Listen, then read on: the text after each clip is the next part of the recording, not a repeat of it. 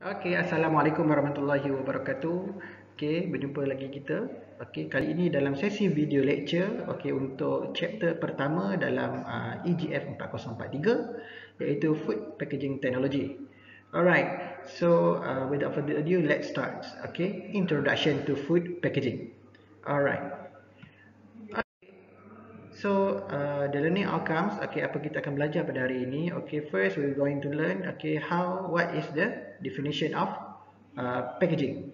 Alright, and then the second one is discuss roles of packaging and evaluate the relation of packaging with environment. Okay, kita akan buat perbincangan, tapi mungkin bukan dalam sesi ni, kita akan buat perbincangan dalam sesi kelas online ataupun kelas sebenar kita lah.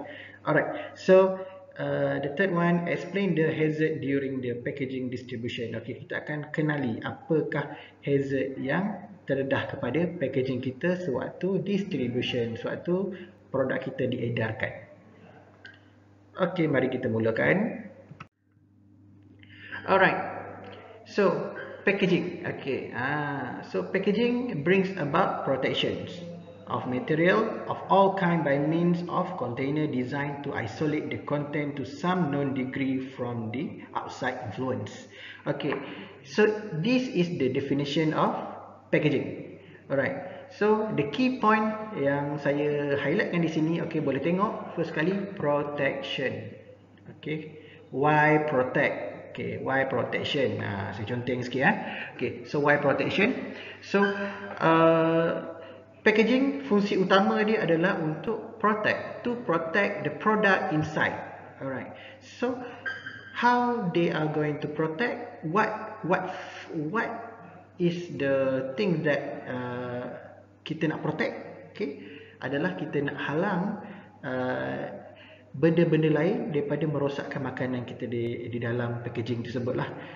Alright, so dia bukan sahaja tergolong kepada satu jenis ancaman. Okay, ancaman ni kita panggil sebagai hazard lah. So dia boleh jadi hazard daripada fizikal, boleh jadi hazard daripada biochemical, okay, and chemical, okay, mungkin daripada climatic effects. Okay, so packaging yang mampu melindungi daripada faktor-faktor luar tu, hazard-hazard tersebut, okay, itu menjadikan fungsi packaging yang utama lah. The main purpose of the packaging is to protect the product inside. Okay, so and then the second one is yang saya highlightkan di sini adalah isolate. Okay, isolate ni maksudnya kita mengasingkan dia lah. Alright, so apa yang kita nak asingkan? Actually bila kita letak satu produk dalam packaging, kita asingkan dia daripada environment luar. Betul kan?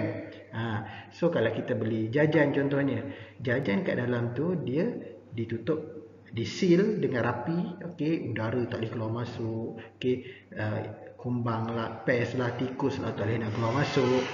Alright, so dia akan melindungi produk di dalamnya. Alright, dengan cara dia melakukan pengasingan. Okay, so untuk definition of food packaging, okay, yang saya nak korang jawab adalah make sure korang ada sebut pasal protection, and then yang kedua kita ada sebut pasal isolate produk daripada environment luar. Alright, simple saja. Okay, so next. Okay, yang kedua, hari ini kita nak sentuh pasal evolution of packaging. Okay, apakah itu evolution of packaging? Okay, so dari masa ke semasa, okay, kita sentiasa ada pembaharuan dalam kehidupan, betul kan? Okay, begitu juga dengan packaging. Okay, packaging ni dah lebih 20,000 tahun dah, okay, manusia guna. Okay, so biasa nak bawa produk, nak bawa barang, okay, kita akan letak dalam packaging. Okay, kenapa? Sebab tadilah fungsi dia untuk kita melindungi dan juga kita nak isolate daripada benda-benda yang boleh merosakkan produk di dalam dia. Okay, so kalau 20,000 tahun dulu, okay, bermulanya era penggunaan teknologi packaging ni, kita menggunakan barang-barang daripada material daripada natural natural products. Okay, daun, okay, tanah liat kita jadikan tembikar, okay, benda-benda natural. Alright, sebabnya mungkin faktor kemodenan tu tak ada lagi, okay, belum sampai lagi moden. Tapi sekarang kita dah moden, okay, banyak packaging material dihasilkan. Ada yang daripada metal, okay, besi kan, ada yang daripada glass, kaca, okay, ada yang daripada plastik, okay.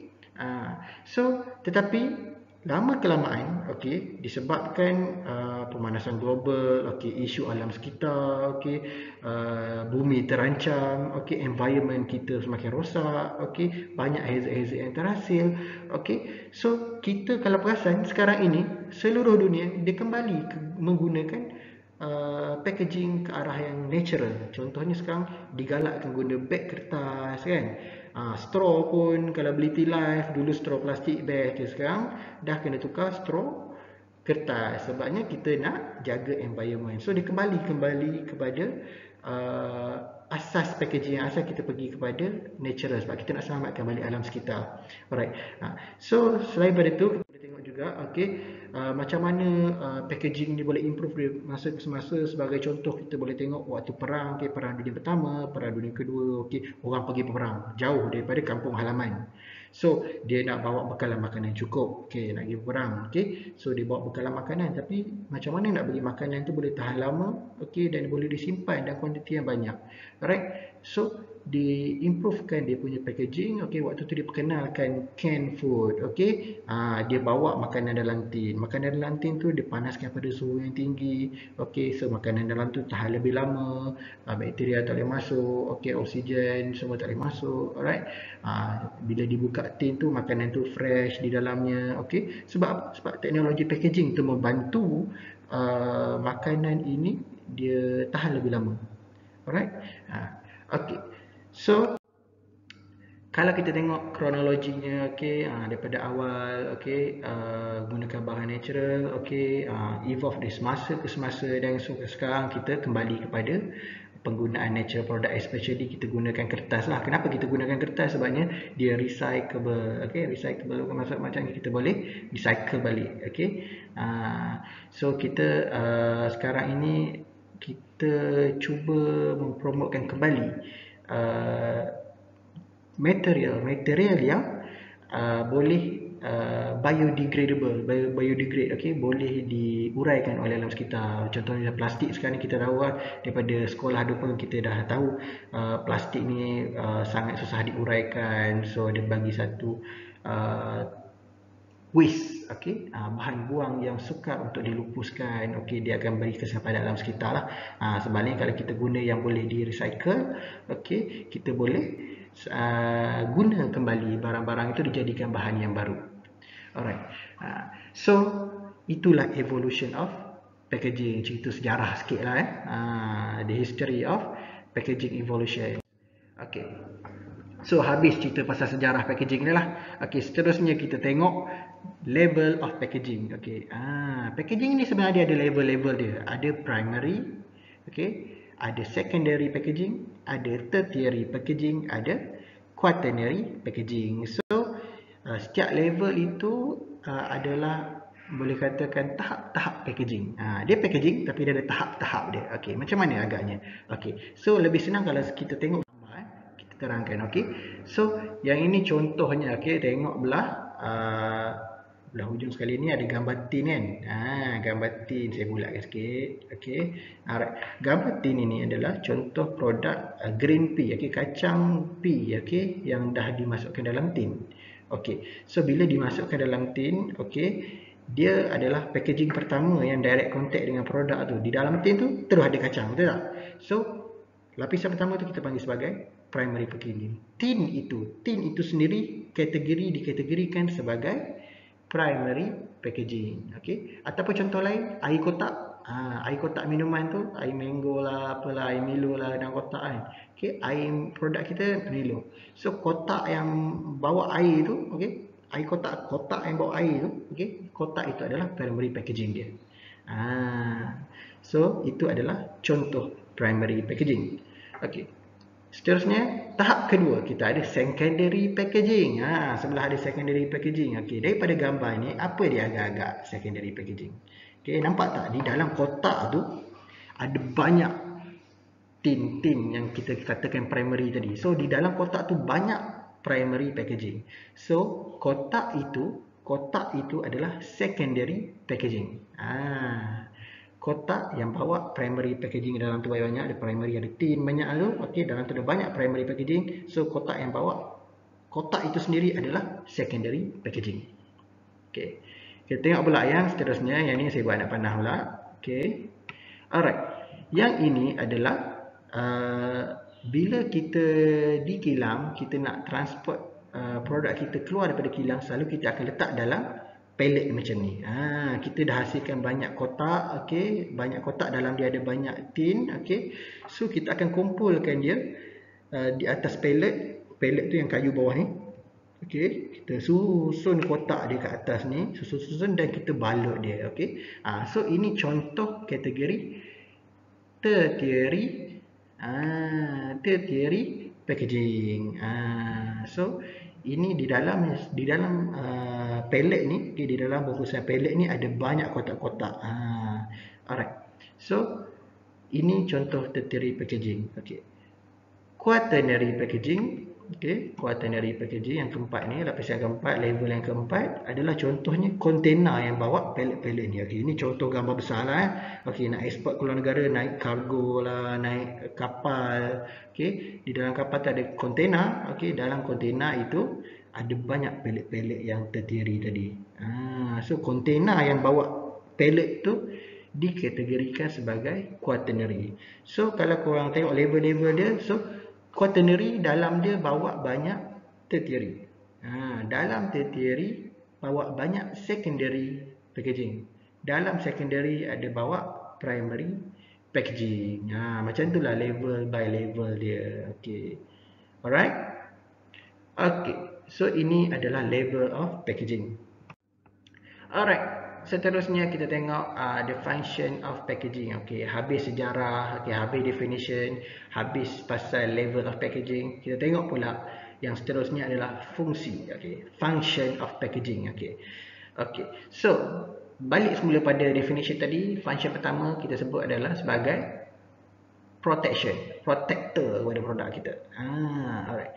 So, apa benda dia nak protect? Okay, salah satu yang benda pertama dia nak protect produk kita adalah daripada physical hazard. So kita bagi dia physical protection. So yang poin pertama ini adalah physical protection. So kita nak halang hazard-hazard secara fizikal. Apa contoh-contoh hazard fizikal ni? Hazard-hazard fizikal ni contohnya jatuh, okey, terhempas, okey, kena cucuk. Benda-benda yang secara fizikal, ganas-ganas sikit ni, boleh kemek lah dan sebagainya. Itu adalah fizikal. So kita nak buat packaging ni, kalau boleh kita nak cari material yang boleh melindungi produk kita secara fizikal. Okey. Yang seterusnya, okey, physical protection dah. Okey, next kita tengok shelf life extension. Bila kita letak produk dalam packaging, kita nak bagi produk itu selalunya tahan lebih lama. Sebab dia dah dilindungi. So bila dilindungi, dia akan tahan lebih lama. So fungsi yang kedua adalah untuk bagi memanjangkan jangka hayat makanan tersebut. Shelf life extension.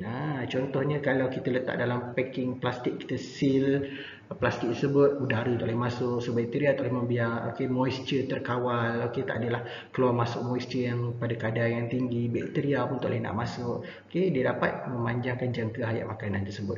Alright, seterusnya, okay, containment. Okey. Seterusnya containment. Okey, maksud containment untuk mengandungi lah. Kita nak bawa produk kita tu ke mana-mana, dia letak dalam packaging. So mudah nak transport ke mana-mana. Sebabnya, okey, contohnya kacang tadilah. Cuba bayangkan kalau tak ada packaging, kita kena bawa satu-satu kacang tu, nak kena kaut lah dan sebagainya. Ini ada packaging senang. Oh, kita dah angkat 100 gram kacang pada satu-satu masa dengan senang sekali. Okey, sebab dalam tin ini mengandungi kacang tersebut. Dia bawa, dia tukang bawa. Alright. So seterusnya, branding and marketing. Ini salah satu uniknya packaging ni, di mana kita boleh jadikan dia sebagai punca orang nak beli produk kita. Sebabnya packaging, kalau kita hias cantik-cantik, kita design dia cantik-cantik, alright, dia akan membantu daripada segi pemasaran kita, marketing kita nak jual produk senang, alright. So menaikkan brand sesuatu produk tersebut lah. Contohnya kalau kita ada produk dekat supermarket, produk yang sama tapi packaging ni cantik, packaging ni buruk, harga sama, so mestilah kita utamakan packaging yang cantik. Betul tak? Lagi yakin kan? Lagi yakin untuk kita gunakan produk tersebut lah. Alright. Seterusnya, fungsi lain juga adalah convenience. Okey, apa maksud convenience ni? Dia kita nak menghasilkan satu packaging yang selesa, mudah untuk kita gunakan. Banyak packaging kadang-kadang dia cantik, okey, dia tahan, tapi nak gunanya payah. Contohnya kalau beli jajan, payahnya nak buka jajan ni sampai terpaksa gigit dan sebagainya. Okey, so ada kategori-kategori packaging yang kita design untuk bagi dia convenient, selesa untuk kita gunakan. Contohnya apa? Contohnya kalau tin susu, dulu-dulu kita guna tin susu kena tebur, buka sini, sekarang dia lagi lah. Okey, sekarang kita dah ada pembuka dia. Just buka macam air tin tu, buka, tarik, and then kita dah boleh guna susu pekat manis tersebut. Okey, lagi apa lagi? Apa lagi contoh yang bagi convenience? Okey, mungkin setengah packaging tadi, apa tu yang plastik payah nak buka, sekarang dah ada, dipotong sikit, ditulis kat sini tear here. Koyakkan di sini, ada tempat koyak. Senang je nak koyak. Sebab dia dah buat benda design tu bagi senang koyak kat situ. Alright. So dia memudahkan.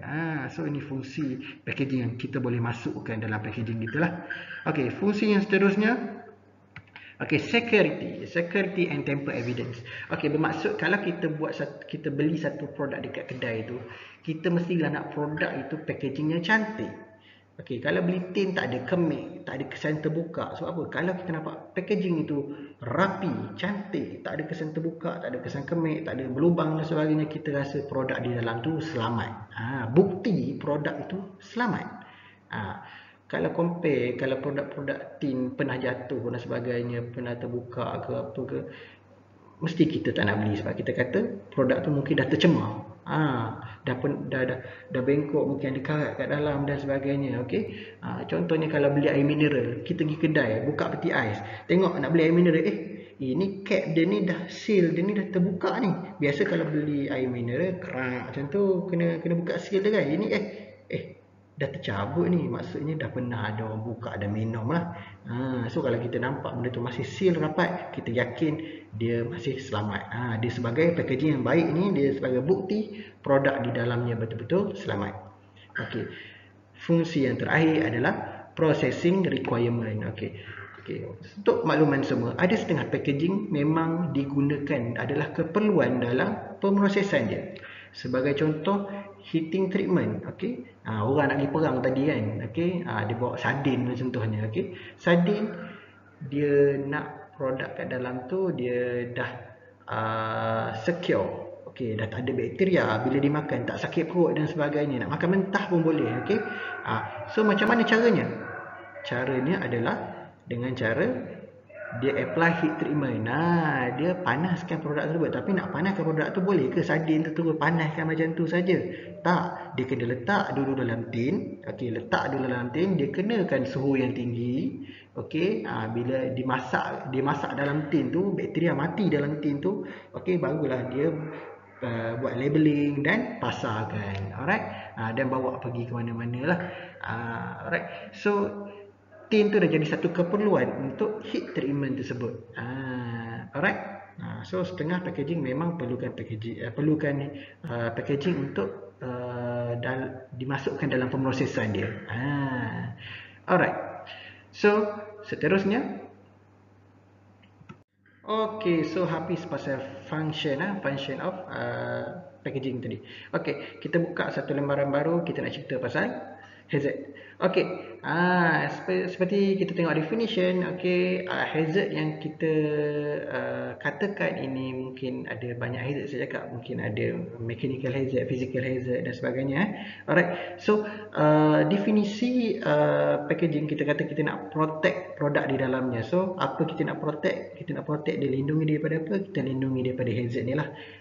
Alright, so hazard ni kita boleh klasifikasikan mungkin kepada physical hazard dan juga climatic hazard, okay, dan juga biochemical hazard. Alright, kita boleh klasifikasikan juga kepada others hazard lah.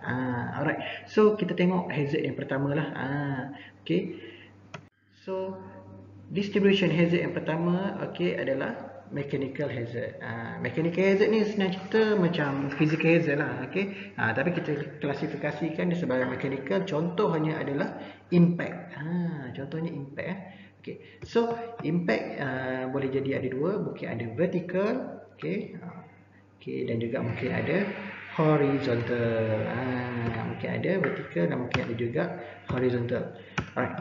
So apa itu vertical dan horizontal? Okay, maksudnya impact itu arah impact tersebut. Okay, impact tersebut mungkin boleh jadi, okay, mungkin boleh jadi bergerak impact tu produk jatuh daripada atas ke bawah. Okay, kita angkat barang, kita lepaskan, bam, jatuh. Okay, kotak kita angkat, lepaskan, jatuh bawah. So tu impact vertical. Okay, macam mana pula boleh jadi horizontal? Horizontal ni maksudnya melintang, arah dia melintang. Okay, tak kisahlah kiri atau ke kanan. Okay, so bila boleh jadi? Mungkin dah production line, produk itu dia jalan dalam conveyor belt, bergerak, dan mungkin berlaga antara satu sama lain. Ni tolak ni, tolak ni. Okay, itu boleh jadi impact secara vertikal. Satu produk ni lalu, datang satu produk, tolak dia. Okay, impact. Dia impact. Itu sejenis hazard.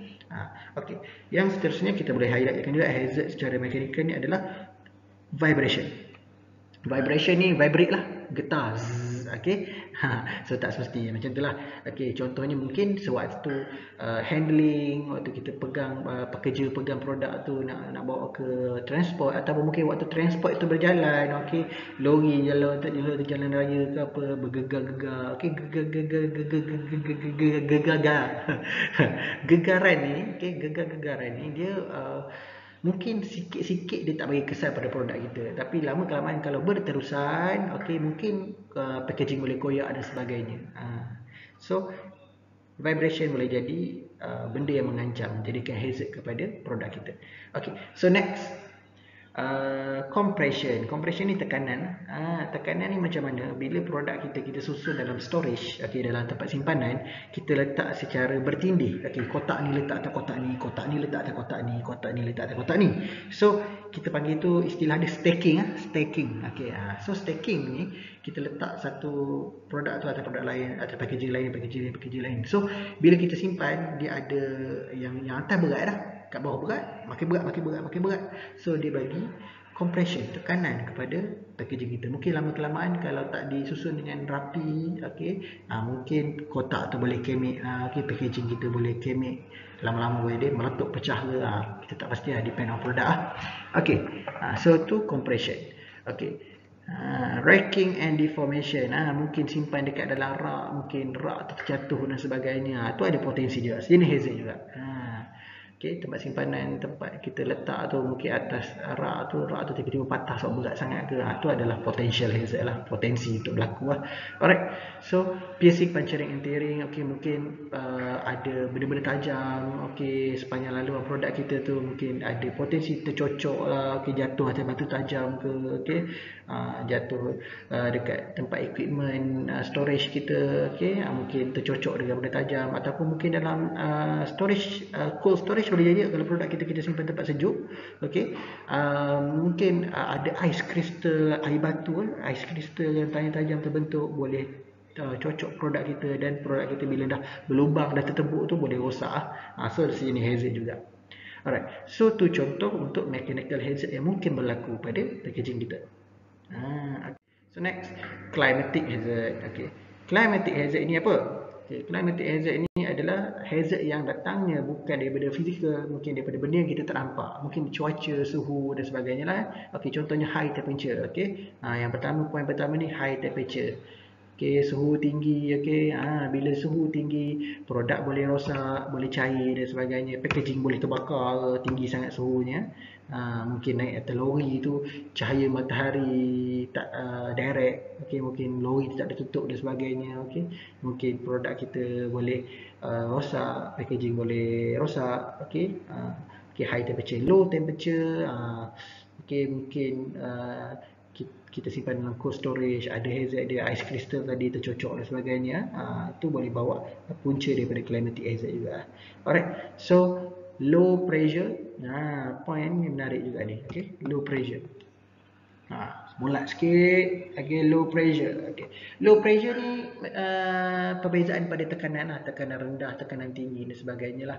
Bila berlakunya change in altitude, maksudnya contohnya kalau kita naik kereta kan, kita naik bukit lah kat mana kan. Okay, kadang-kadang telinga berdengung. Sebab apa? Sebab ada perubahan altitude. Okay, pressure-nya berbeza, ke atas tekanan rendah, okay, kat bawah tekanan tinggi ke, dan sebaliknya lah.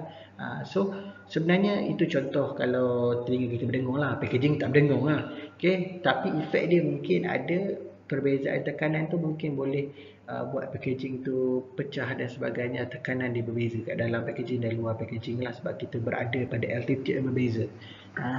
So mungkin boleh berlaku juga kerosakan disebabkan perubahan pressure tadi.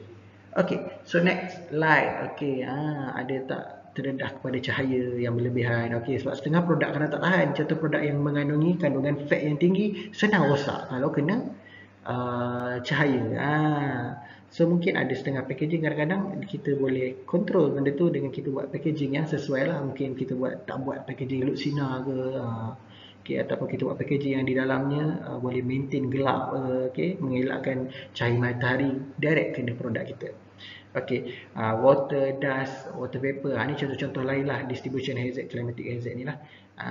Okay, mungkin kelembapan tinggi, okay, mungkin lalu kawasan yang selalu hujan, okay, mungkin lalu kawasan berhabuk, lalu pada pasir ke, okay, berhabuk dan sebagainya. Okay, so itu contoh-contoh hazard yang kita kategorikan sebagai climatic hazard, datangnya daripada environment kita. Alright. Okay, seterusnya.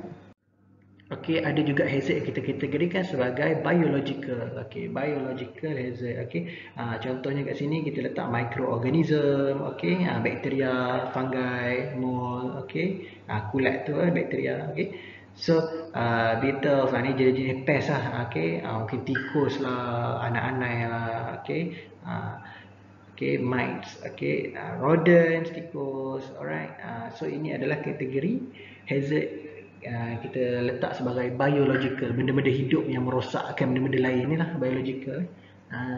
Okay, so benda lain kita boleh katakan hazard juga adalah contamination by other goods. Okay, contamination by other goods ni, by material addition pack, by leaking addition pack. Okay, ini kita panggil sebagai cross contamination. Okay, pencemaran secara hazard secara silang. Apa benda ni? Apa benda ni sebenarnya? Okay, contohnya, okay, kita simpan produk kita A, okay, kita simpan produk kita dalam packaging, okay, kita label sebagai A. Kat sebelah dia kita letak sebelah contohnya B. B ni kita pergi simpan dengan produk lain, contohnya produk B.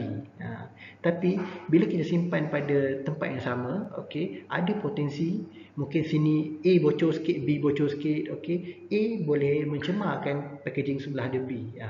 B sebab dia ada bocor sikit boleh mencemarkan produk A. So tu dia cross, dia cross contamination, ada pencemaran silang lah.